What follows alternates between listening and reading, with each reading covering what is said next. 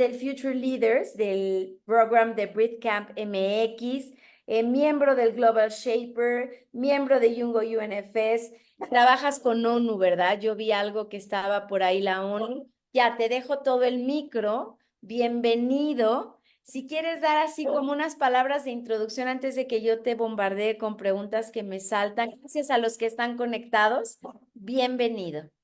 Muchísimas gracias, Carla. Muchísimas gracias a la doctora Steines por esta participación, por la organización de este ejercicio extraordinario que es más que urgente que hablemos del agua, que hablemos de la acción climática y sobre todo en el contexto de un evento que nos va a marcar la política en los próximos 3, 6 y 10 años, ¿no? ¿Cuáles van a ser los planes, la hoja de ruta que marquen desde la política pública los representantes para sobre todo las próximas generaciones, ¿no? Decía hace unas semanas que el futuro de las próximas generaciones es lo que vamos a votar, el futuro de la acción climática, el futuro de nuestras ciudades, de los árboles, de los animales, realmente el contexto y las implicaciones que tiene nuestro voto y sobre todo para las poblaciones jóvenes, para los primeros votantes y para los votantes que, como es mi caso, que es la segunda ocasión que tenemos oportunidad de votar ante la poca participación, la nula participación, la apatía que existe entre las juventudes. Y creo que es un mensaje muy crítico, como lo mencionaba la doctora, el negacionismo climático y el efecto que tienen las redes sociales y la generación de contenido en un mar de contenido, un bombardeo que se tiene a las poblaciones jóvenes y no solamente a las personas jóvenes, sino personas de la tercera edad que cuentan con un dispositivo y que son el objetivo crítico para estas teorías de conspiración, para teorías de desinformación, y que esto lo vemos en todos los países, no únicamente en México. Entonces celebro enhorabuena este ejercicio realmente y todos los ejercicios que sean base ciencia, que sean base indicadores, que sean base pruebas y evidencias, ¿no? Metodologías que ahí están y que son comprobadas que nos llevan a un mejor lugar como humanidad, como personas y la importancia del trabajo colaborativo y cómo esto suma y muestra que sí se pueden hacer las cosas de una manera diferente, más allá del tema político, de banderas, de colores, de ideologías, de clases sociales, se puede crear una narrativa por completo y darle la vuelta a un discurso. Se pueden generar resultados y más que nada ahí están los resultados de hace 75 años con Naciones Unidas y los mecanismos que hoy tenemos que replantean por completo, si bien es cierto, a pesar de su poca o mucha duración, se replantean por completo cómo poder seguir mejorando, cómo poder atender todos estos problemas que hemos tenido, porque si bien es cierto, hay logros muy significativos como los tratados de Viena, como los tratados para la protección de la capa de ozono, que lo logramos hace una década aproximadamente de manera global. Tenemos aún retos pendientes con el cambio climático y el acelerado aumento de la brecha de desigualdad y lo que representa no solamente para nuestra generación y las generaciones que ya estamos presentes, sino para las próximas generaciones y este punto de no retorno ante las distintas fronteras que ya estamos cruzando en el tema ambiental, la pérdida de especies, el aumento del nivel del mar, la acidificación de los océanos, entre otros muchos puntos que están todos correlacionados, que son interdependientes. Creo que es más que importante que hablemos, que reflexionemos y sobre todo que pongamos propuestas, ¿no? Y que en este mar de problemáticas veamos que sí hay una manera de contribuir, por más pequeñita que sea la hormiga o la abeja, tienen un papel fundamental para que llegue la primavera, ¿no? Y creo que así somos nosotros, los ciudadanos, tenemos un papel fundamental polinizando esas pequeñas mentes, estas trabajo de los ciudadanos y llamando a esa acción para poder generar este movimiento enorme que será la primavera de la humanidad. Entonces, creo y celebro nuevamente el ejercicio y bueno, encantadísimo de poder hablar de lo que se ha hecho desde México de manera global, cuán importante es el tema del agua y que no está separado, ¿no? Desde la alcaldía Álvaro Obregón hasta la Venustiano Carranza o Milpalta, hasta Chiapas, Cancún y Tijuana, ¿no? Al final todos estamos interconectados y dependientes de en este gran planeta. Ay, te escucho con mucha atención y silencio. Fíjate, yo desde mi postura de creadora escénica, me llama mucho la atención ahora que te escuchaba, reflexionaba.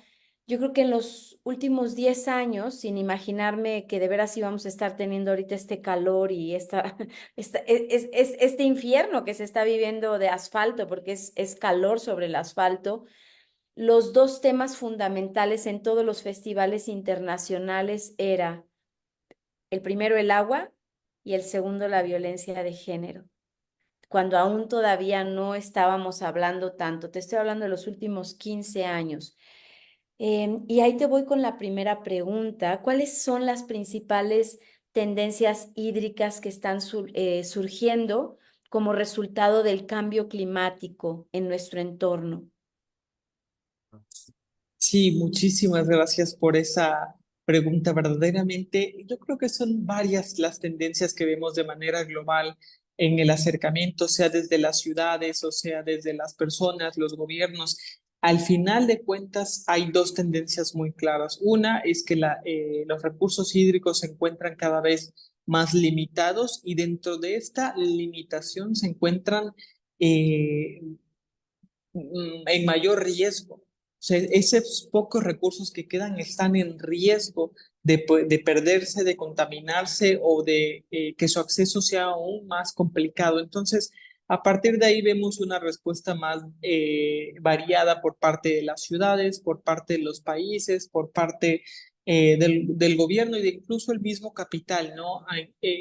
Justo después de pandemia, alrededor del año 2022 fue que el agua empezó a cotizar como recurso en la bolsa de valores en Nueva York, como las aproximaciones y las eh, eh, reservas hídricas que se tienen de manera global y que reportan los países en base a las cuencas hídricas, a los centímetros de lluvia que se calculan de manera anual, etcétera. Entonces, vemos el papel que toma el agua no solamente en nuestras vidas, que ya lo sabemos que necesitamos agua para riego, que necesitamos agua incluso para desecho, ¿no? Que esta es una cuestión fundamental que se está replanteando desde hace muchos años y que empezó con el movimiento hippie en los años 70, que es el reivindicar todo el modelo de consumo y producción y que ha ido avanzando progresivamente y que, como lo decía la doctora, se ha ido reivindicando.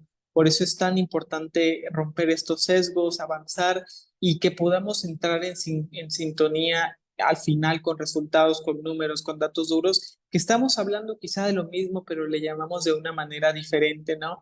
En su momento fueron llamados ecotecnia, ahora son prácticas sostenibles, prácticas restaurativas, etcétera, pero al final es que cuidemos el agua y que tomemos acción colectiva, porque ya nos dimos cuenta, como bien lo mencionas, Carla, que las tendencias y que las aproximaciones de las que hablábamos en los noventas y a inicios de los 2000, pues sí eran verdad y que incluso van mucho más rápido de lo que creemos. Entonces, creo que esa es un poco la tendencia en el cambio climático actual y sobre todo del agua, que no solamente tenemos menos agua, sino que el agua que tenemos está siendo amenazada con contaminación por metales pesados, por distintos contaminantes, ¿no? Que nos hemos acostumbrado tanto a ellos, a tener un río con descargas de aguas residuales que ya no nos cuestionamos, ¿no? Recientemente en la Ciudad de México está este punto y cierro con esto esta primera pregunta para no irme enfocando tanto en cada una de ellas. A mí me sorprendieron dos cosas. Uno, que en la Ciudad de México la mayoría de nuestros ríos y lagos están entubados cuando somos una ciudad que está justo en una cuenca y que tendría que tener ríos y lagos, ¿no? Eso es impresionante. Y número dos, un dato curioso fue que recientemente veía los datos en un proyecto que existe en Egipto que se llama SEKEM, que es un rancho regenerativo, si lo podemos llamar así.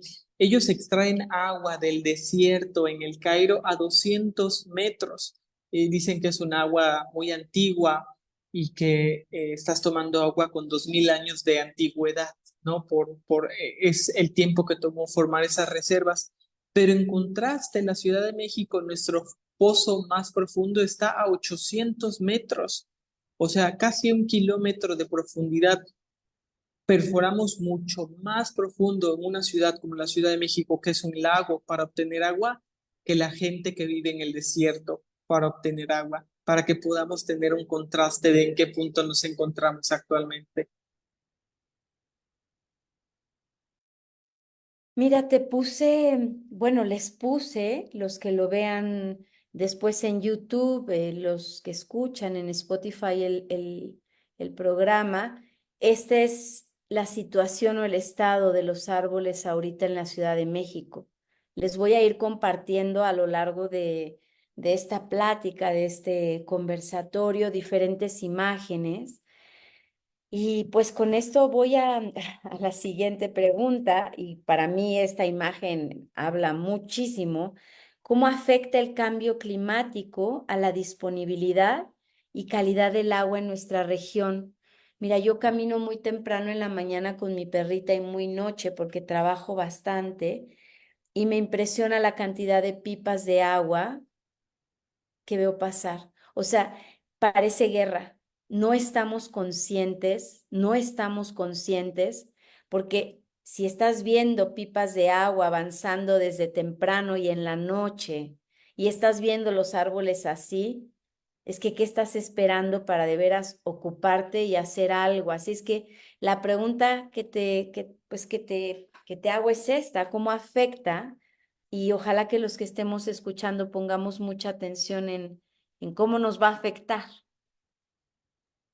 Sí, por completo. No solamente afecta la disponibilidad y el acceso al agua de una manera más limitante e incierta, es decir, no sabemos cuándo va a llover. Eso es el cambio extremo de clima y la alteración a los ciclos climáticos conforme ya los conocíamos, que si bien es un fenómeno que es dinámico, cada vez es mucho más cambiante. Entonces, creo que la imagen es perfecta, ¿no? Vemos cómo no solamente el cambio climático y la falta de agua, una situación muy evidente en la Ciudad de México es la alteración a la frontera biológica y cómo ésta se rompió hace muchísimos años con la contaminación y ahora por distintas plagas que se tienen en la ciudad, como lo es el enomotita, como lo puede ser el hongo rosa, que afectan y que amenazan a más del 40%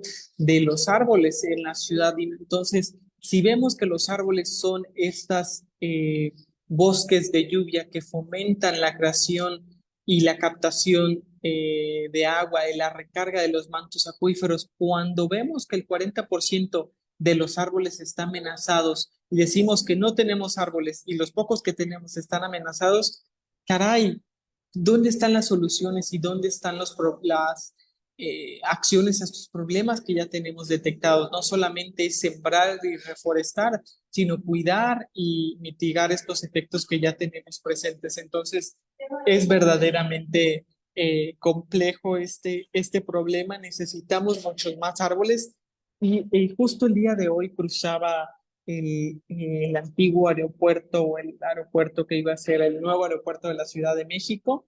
Y es una lástima que ese espacio, que ese terreno no sea el bosque de cosecha de lluvia más grande que tengamos en la Ciudad de México, que siga estando en disputa política y que no se dé como una solución puntual y que podrá ser un ejercicio extraordinario, que todas las familias de la Ciudad de México sembraran un árbol en ese terreno que es gigantesco. Tendríamos un bosque que sería muchísimo más grande que Chapultepec, entre otros aspectos. Entonces, vemos que al final me gustaría mencionarlo, estamos en la octava contingencia ambiental de este año nada más en la Ciudad de México. Entonces, no es algo que nos estamos inventando, no es algo que no sea evidente o que los datos no estuvieran ahí o los problemas, lo dices tú perfectamente, Carla, está en la esquina de mi casa, está dentro de mi casa, ¿no? El calor, la contaminación, las especies que se están muriendo también, las aves, las ardillas y demás insectos que no tienen acceso a esta agua y que no están acostumbrados a estas condiciones climáticas, están muriendo y esa es la pérdida de biodiversidad de que tanto se habla y que de repente no vemos, ¿no? O no estamos acostumbrados a ver. Entonces, estos problemas están en la vuelta de la esquina. Las evidencias yo creo que son muy claras y faltan soluciones puntuales, pese a que las tenemos. Creo que uno de los obstáculos más grandes es esa coincidencia y ese trabajo colaborativo, ese trabajo colectivo que necesitamos, volver a construir la confianza con los vecinos, con la comunidad y buscar soluciones en base a la comunidad. Les voy a compartir algo que a mí me inspiró. Perdón que esté compartiendo, pero bueno, aprovechando que hoy el formato es distinto y que me encanta. Miren, a mí me llamó mucho la atención todas las mañanas que caminaba, veía a una señora como de unos 75 años cargando garrafones con agua y regando los árboles de mi calle, ¿no? Y nos hicimos amigas, me inspiró y ella sembró 4 fresnos y este es uno de los fresnos que yo riego todos los días. Si se fijan en la foto, y perdone, pero como artista escénica a mí lo visual me llama, empezó siendo un palito así chiquitito para los de Spotify. Bueno, era una ramita y ahorita ya tiene, si se fijan ahí, unas, pues sí, unas plantitas alrededor. Y acá voy con la siguiente pregunta. ¿Cuáles son algunas medidas prácticas que los individuos, las comunidades pueden tomar para adaptarse a los cambios hídricos, mitigar impactos y también proponer esto que tú decías de ir y sembrar un árbol? Yo lo propongo en mi alcaldía, que es que cada quien adopte una parcela o un árbol y con su familia vaya y lo cuide. Los árboles en Polanco están enfermos, nos daba una plática un biólogo, viene la plaga desde las lomas y es mucho más agresiva esa plaga que la que mató a Las Palmas. Es un escarabajo que come muy rápido y en 4 semanas puede terminar con los fresnos, pues que son antiquísimos aquí en esta zona por lo menos. Entonces, ¿qué le dirías tú a la sociedad que está escuchando? Mi audiencia, en su mayoría son personas entre 40, 50, que tenemos hijos. ¿Cómo hacer que se involucren así como tú lo haces? Porque yo veo a la mayoría de los jóvenes, la verdad, aletargados, diciendo, ¿para qué voto si este país no va a cambiar? Pero pues entonces si esa es la respuesta, mejor nos morimos todos, ¿no? Porque pues ya para qué vivimos. O sea, si no hay solución a México, pues ¿para qué estamos vivos? Yo me rehúso.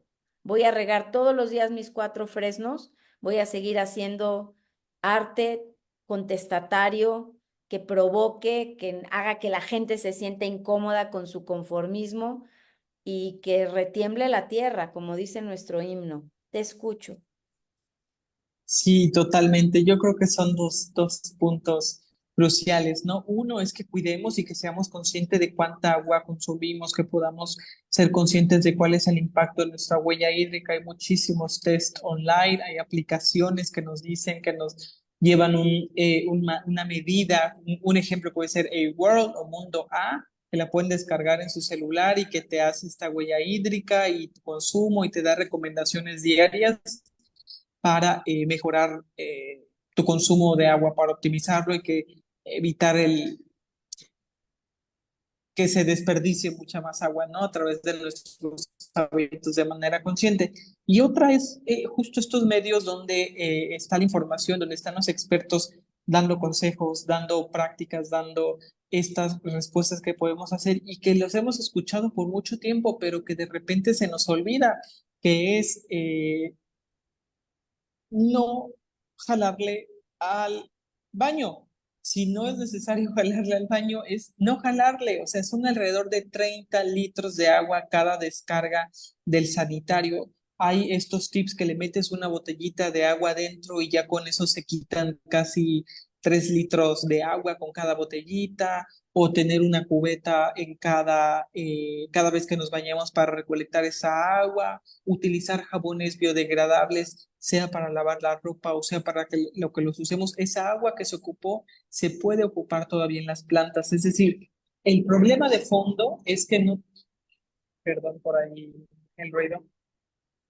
El problema de fondo que tenemos es que en la ciudad no está diseñada para separar o para distinguir entre las aguas negras y las aguas grises. Entonces, toda la agua gris se considera agua negra. Entonces, si nosotros tenemos esta distinción y podemos separar las aguas con la que nos bañamos, con la que lavamos ropa, con la que se ocupa en la cocina, que son aguas grises, les podemos dar una segunda utilidad en nuestra propia casa, pero si lo destinamos al sistema de alcantarillado de manera directa, si no tenemos un sistema de captación de agua de lluvia, sea con plantas, sea con árboles, sea con un tinaco o con ollitas, estamos desperdiciando totalmente esa agua. Entonces, estas cosas que de repente no vemos y es juntar estos hilos y la narrativa y vemos, ok, si puedo hacer cosecha de agua en mi casa, si puedo hacer cosecha de agua en mi patio incluso, o ayudar con un huequito, con estas árboles y plantas, ¿no? A pesar de que yo no tengo un jardín, voy y cuido una, una jardinera, etcétera, ¿no? Sí hay muchas maneras de poder ayudar y de poder sumar en cuanto a cosecha del agua. Y el segundo punto es justo para las poblaciones jóvenes nos es tan complicado porque si bien tenemos una carga histórica de la brecha de desigualdad, es decir, las chicas se sienten inseguras, chicas y chicos, ¿no? Se sienten inseguros de salir de noche, el salir a la calle, el ser violentados, el no tener oportunidades de estudio, laborales y demás, es decir, la brecha de oportunidades ya está muy limitada. El también preocuparse y ocuparse por los temas climáticos y ambientales es desgastante, ¿no? Entonces entiendo un poco a las poblaciones jóvenes y esa apatía de no querer participar, ¿no? Porque dices, oye, tengo una carga muy grande, ¿no? Sobre los hombros para poder buscar soluciones. Y yo creo que es ese, ¿no? Ese granito de arena y ese pequeña parte de polinizar. Por supuesto, el agua es vida, no hay otra manera. En nuestro planeta se llama Tierra por eso, por la distinción entre tierra y agua, y es el único planeta en el que conocemos que existe agua, que existen las condiciones, ¿no? El agua fue la que formó nuestra capa de ozono, el agua es la que permite que exista el oxígeno y que tengamos este campo magnético que repele toda la radiación que viene del sol, hablando de las tormentas solares en estos días. Entonces, el agua está en todo, está en la vida de todos los animales y es un ciclo que hemos interrumpido. Entonces, con conciencia y generando estos actos, creo que es la clave. Hay muchísima información y lo decía la doctora, no es que no estén los científicos, no es que no estén los datos, es que estamos ante una situación de negacionismo. Creo que la respuesta tiene que ser cada vez más tajante y decir no, no y no a las personas que son negacionistas, que no están informadas, que no hablan base ciencia y que nosotros seamos ese frente ciudadano.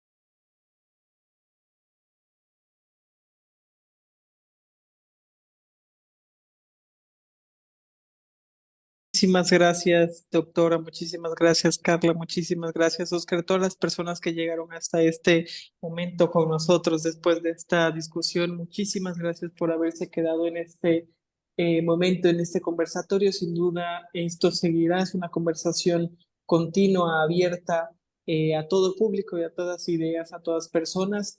Y me gustaría cerrar con como iniciamos, ¿no? Y con esos comentarios de la doctora Steines tan importante. Comentaba yo al inicio que tenemos que ser esos polinizadores, esa abejita, esa mariposa monarca, ese colibrí y de ir haciendo este trabajo de polinización para traer la primavera, ¿no? A pesar de que llueva, a pesar de que haya una tormenta, a pesar de que haya un calor tremendo, las abejas, las mariposas, todos los polinizadores, los insectos, incluso hasta la mosca, la más despreciable de todas, la que menos se quiere, está haciendo su trabajo, ¿no? Y creo que es lo que debemos de imitar, que esa biomimesis de la que tanto hablamos también está en lo colectivo y en lo ciudadano, y es en esa participación ciudadana activa en que sigamos a pesar de la desinformación, de todos los problemas que tengamos, de que incluso, y lo menciono claro y fuerte, los programas de desinformación de extrema derecha y negacionismo tienen una inversión multimillonaria que no estamos viendo nosotros en el campo de la ciencia. Entonces, por eso es tan importante que hablemos de la ciencia, de las mujeres en ciencia, de las niñas en ciencia, de ciencia y tecnología, de STEM, entre otros muchos aspectos, pero que seamos esa abejita, ¿no? Que, reitero, creemos que no poliniza o que no tiene una labor importante, pero que multiplicada por miles de millones son quienes hacen posible todos los productos que nos llevamos a la mesa: flores, vegetales, frutos, jugos, todo, absolutamente todo se los debemos a estos polinizadores, y que en un futuro, cuando veamos una sociedad sustentable, una sociedad equitativa, digamos que fueron estos cientos de personas, de estudiantes, de ciudadanos, que logramos hacer este cambio colectivo, y quizá no mañana, pero sí en un futuro muy, muy cercano, que veamos que se logró un cambio en nuestras elecciones, en nuestra colonia, en nuestra escuela, en nuestra aula y sobre todo en nuestra casa, en nuestra propia vida, con estos hábitos sustentables. Entonces,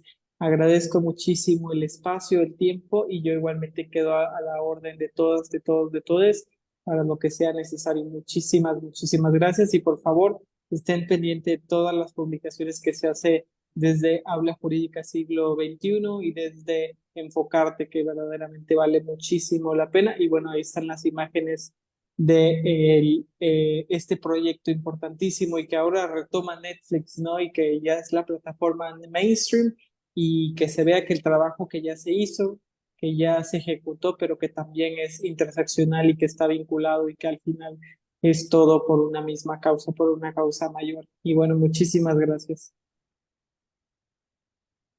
Síguelas corriendo, Oscar, síguelas corriendo. No les adelantamos a todas estas producciones Gracias. defendiendo a los defensores desde hace más de 10 años.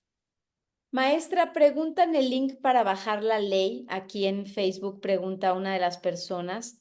¿Me lo podrán pasar y yo lo comparto en la página después? Sí, por favor, les voy a poner aquí en el chat.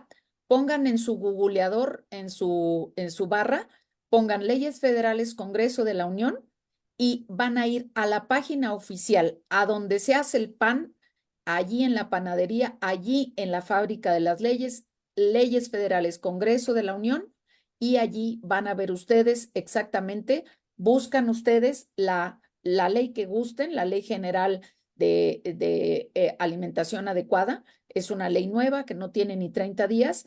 Ahí pueden bajar todas las leyes federales y su constitución con reformas por día, por sexenio, por lo que quieran. Así que, pues, la verdad es que consultar la ley, ¿dónde la hacen? Ya les iremos enseñando las formas más rápidas de analizarlas y más asertivas. Muchísimas gracias, querido.